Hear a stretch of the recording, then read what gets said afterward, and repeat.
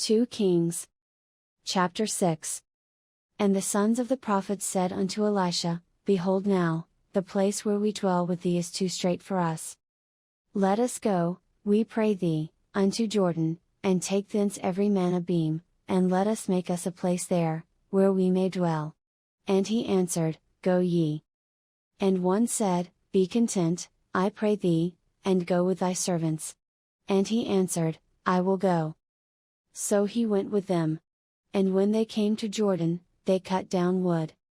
But as one was felling a beam, the axe head fell into the water, and he cried, and said, Alas, master! For it was borrowed. And the man of God said, Where fell it? And he showed him the place. And he cut down a stick, and cast it in thither, and the iron did swim. Therefore said he, Take it up to thee. And he put out his hand, and took it. Then the king of Syria warred against Israel, and took counsel with his servants, saying, In such and such a place shall be my camp. And the man of God sent unto the king of Israel, saying, Beware that thou pass not such a place, for thither the Syrians are come down. And the king of Israel sent to the place which the man of God told him and warned him of, and saved himself there, not once nor twice. Therefore the heart of the king of Syria was sore troubled for this thing, and he called his servants, and said unto them, Will ye not show me which of us is for the king of Israel? And one of his servants said, None, my lord, O king, but Elisha, the prophet that is in Israel, telleth the king of Israel the words that thou speakest in thy bedchamber. And he said, Go and spy where he is, that I may send and fetch him. And it was told him, saying, Behold, he is in Dothan. Therefore sent he thither horses, and chariots, and a great host, and they came by night, and compassed the city about. And when the servant of the man of God was risen early, and gone forth, behold, an host compassed the city both with horses and chariots. And his servant said unto him, Alas, my master! How shall we do?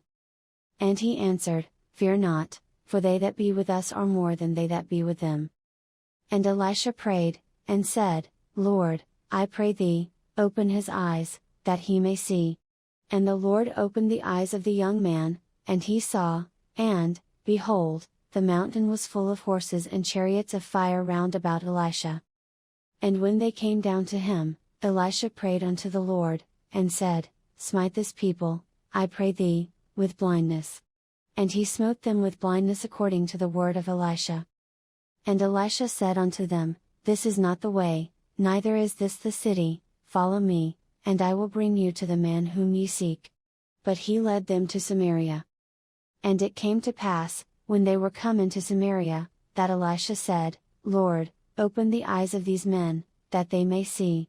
And the Lord opened their eyes, and they saw, and, behold, they were in the midst of Samaria. And the king of Israel said unto Elisha, when he saw them, My father, shall I smite them? Shall I smite them?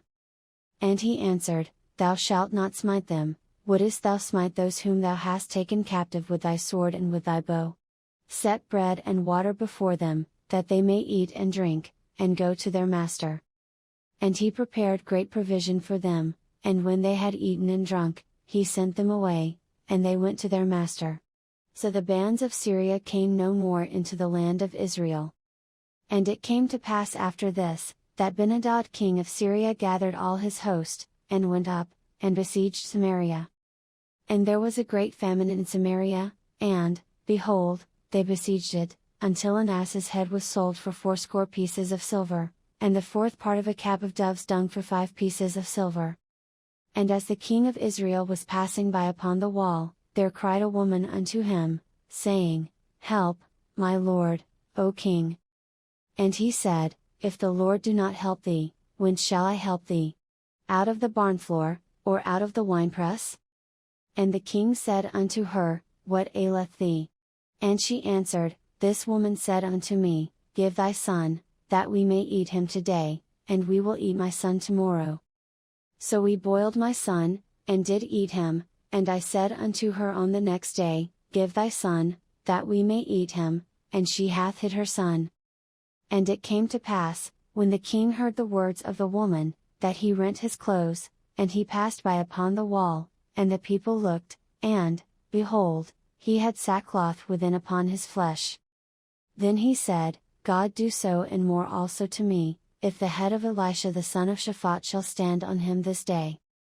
But Elisha sat in his house, and the elders sat with him, and the king sent a man from before him, but ere the messenger came to him, he said to the elders, See ye how this son of a murderer hath sent to take away mine head?